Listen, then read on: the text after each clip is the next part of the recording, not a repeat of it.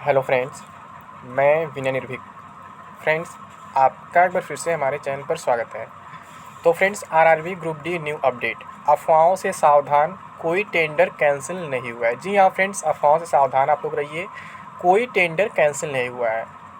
Friends, सबसे बड़ी बात ये है, टेंडर कैंसिल होने के लिए टेंडर फाइनल भी तो होना चाहिए।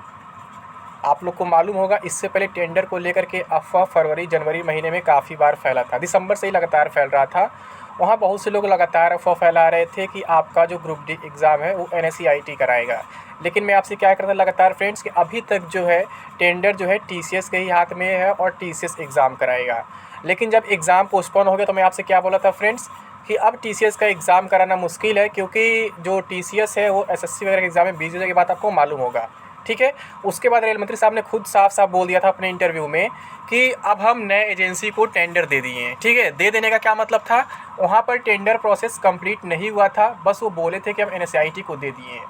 तब मैं आपसे क्या बोला था फ्रेंड्स, कि अब समझिए, जो गैंग अफवाह फैला रहा था कि NSEIT एग्ज़ाम कराएगा 23 फरवरी से, वो गैंग सक्सेस हो चुका है लगभग। क्योंकि एक गैंग चल रहा था इसके पीछे जो लगातार TCS को बाहर निकालना चाहता था ग्रुप डी एग्ज़ाम से, और NSEIT को अंदर लाना चाहता था, यानी कि NSEIT को टेंडर दिलाना चाहता था। और इसी वजह से एग्ज़ाम में कई सारी बातें उठाई गई थी, मतलब प्रोटेस्ट में आप देखे भी होंगे। NTPC रिवाइज रिजल्ट का मामला था ही था, मतलब NTPC रिजल्ट में प्रॉब्लम था ही था। वहाँ पर मामला क्या उठाया गया, नॉर्मलाइजेशन का, कि नॉर्मलाइजेशन बहुत गड़बड़ी हो रहा है, कोई 30-35 नंबर पर आ जा रहा है, किसी का माइनस हो जा रहा है, ये हो जा रहा है, वो हो जा रहा है। इस बहाने लोग TCS को निकालने का प्रयास किए थे। जो कोचिंग माफिया था पटना में, ठीक है, वो TCS को निकालने का, हटाने का प्रयास किया था और NSEIT को अंदर लाने का प्रयास किया था। और जब हाई पावर कमेटी पटना में आई थी तो भी ये मुद्दा उठा था। ठीक है। वहाँ कहा जा रहा था कि नॉमिनेशन प्रोसेस में प्रॉब्लम है, इसलिए इस ऐसे नॉमिनेशन मत किया जाए और एजेंसी को चेंज किया जाए। और डायरेक्टली लोग NSEIT का नाम भी लिए थे। और यही कारण रेल मंत्री साहब ने भी अपने इंटरव्यू में कहा था कि अब हम NSEIT को सेलेक्ट कर लिए हैं।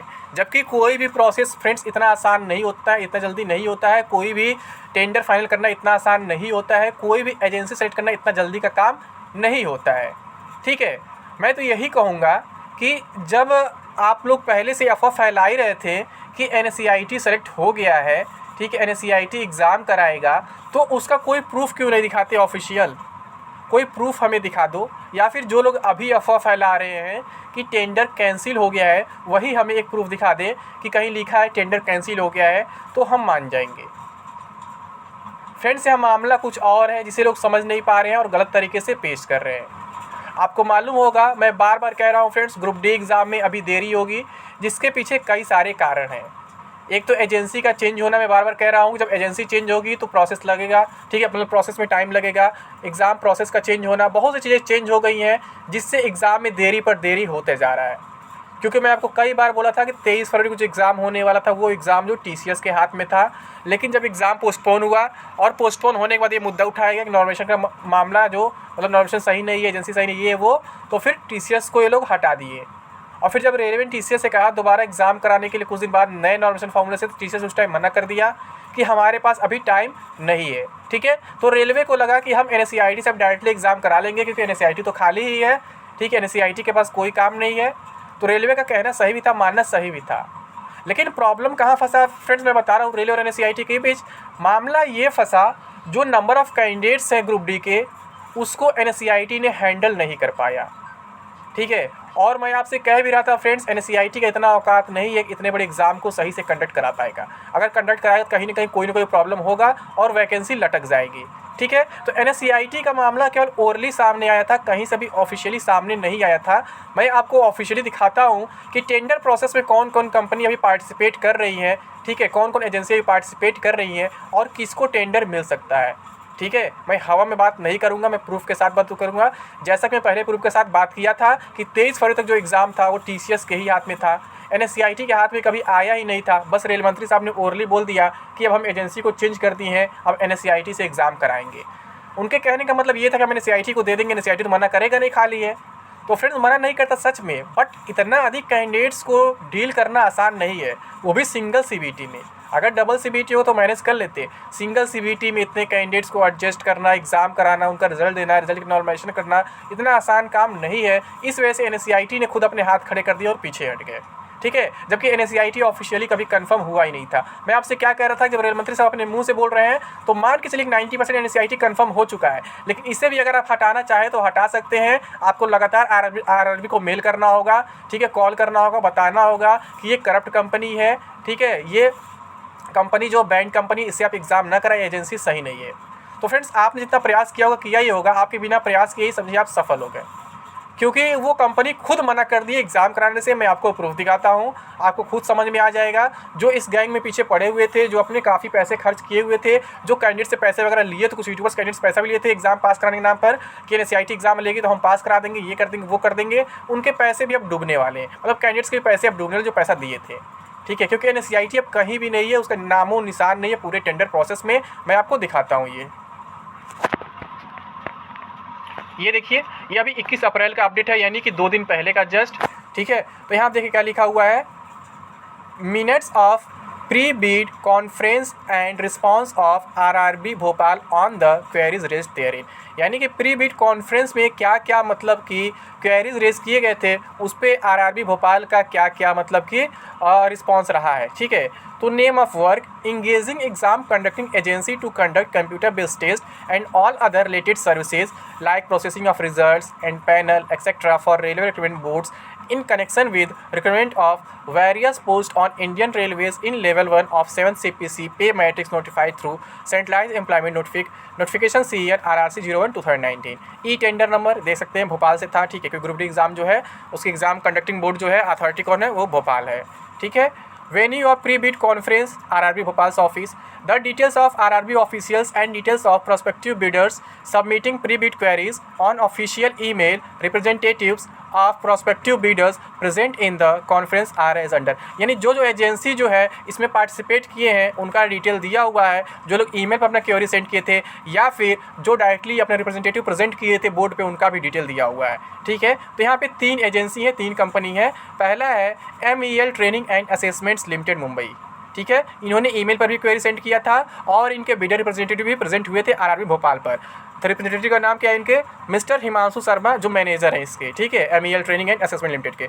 दूसरा कौन है, टाटा कंसल्टेंसी सर्विसेज यानी कि TCS, इन्होंने भी ईमेल पे भी अपना क्वेरी सेंड किया था और रिप्रेजेंटेटिव प्रेजेंट किया था कौन, मिस्टर कुमुद सेठी, स्ट्रेटेजिक बिजनेस TCS ION। तीसरा कौन है, मेरी ट्रैक, इन्होंने केवल ईमेल पर जो है क्वेरी अपना सेंड किया था, ठीक है, और इन्होंने अपना कोई रिप्रेजेंटेटिव सेंड नहीं किया है।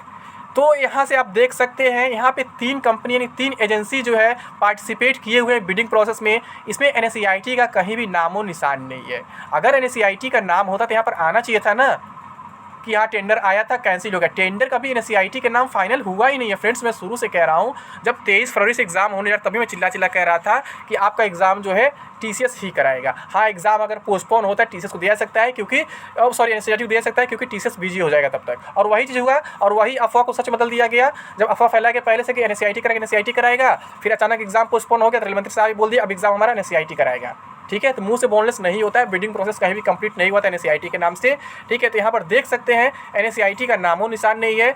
अब name of RRB Bhopal officials designations. अब RRB भोपाल तरफ से कौन कौन यहाँ मतलब इन लोग का क्वेरी सुने थे, तो मिस्टर मुकेश गुप्ता जो चेयरमैन RRB भोपाल के, मिस्टर नवदीप प्रकाश अग्रवाल जो मेंबर सेक्रेटरी RRB भोपाल के, मिस्टर संदीप शर्मा जो असिस्टेंट सेक्रेटरी हैं RRB भोपाल के, ठीक है। तो यहाँ पे 3 कंपनी अभी लगी हुई है फ्रेंड्स बिडिंग प्रोसेस में। यहाँ पे जैसे कि बहुत सी चीज़ें कही गई थी, मतलब बहुत सी बातें थी, मतलब ये लोग अपना क्वेरी सेंड किए हैं। जैसे क्या हो रहा है यहाँ पे, रेलवे कह रहा है इनसे कि 3 दिन पहले सेंटर आप खाली करा लो, सेंटर बुक कर लो क्यूलिसी के लिए। लेकिन एजेंसीज कह रही हैं कि 3 दिन बहुत लंबा प्रोसेस हो जा रहा है, आजकल बहुत सारे एग्जाम्स चल रहे हैं, 3 दिन पहले सेंटर खाली कराना एग्जाम नहीं है। और स्पेशली ये TCS का प्रॉब्लम है, क्योंकि आप जानते हैं TCS कितना बिजी है, TCS कितने एग्जाम्स कराता है अपने कंट्री में, ठीक है। तो वो 1 दिन की बात किया था, बट रेलवे नहीं माना, रेलवे बोला 3 दिन के लिए। तो इस वजह से फ्रेंड्स एग्जाम में अभी भी देरी हो ही सकता है। मैं आपसे बार बार कह ही रहा था फ्रेंड्स कि आप मिनिमम जुलाई अगस्त मान के चलो, और अगर TCS एग्जाम कराता तो अगले साल भी एग्जाम जा सकता है। अभी भी ऑफिशियल कंफर्मेशन नहीं आया है कि NSCIT एग्जाम कराएगा। मैक्सिमम पॉसिबिलिटी NSCIT का बन गया था, लेकिन सिचुएशन बन गया ऐसा कि NSCIT खुद ब खुद पीछे भाग गया, ठीक है। और जो लोग NSCIT के नाम पर अफवाह फैलाए थे वो अब किसी बिल में घुस गए, अब वो सामने नहीं नजर आएंगे। जो पहले से अफवाह फैला दिए थे NSCIT कराएगा, NSCIT कराएगा, ठीक है। तो NSCIT का नामो निशान मिट गया है। अब मैक्सिमम पॉसिबिलिटी अगर फिर से देखता है कि TCS ही जो है इस एग्ज़ाम को कंडक्ट कराएगा, और TCS इस एग्ज़ाम को कंडक्ट कराएगा तो समझिए आपका एग्ज़ाम जो है अगले साल ही होने की पॉसिबिलिटी दिख रहा है, वो भी जून के बाद ही।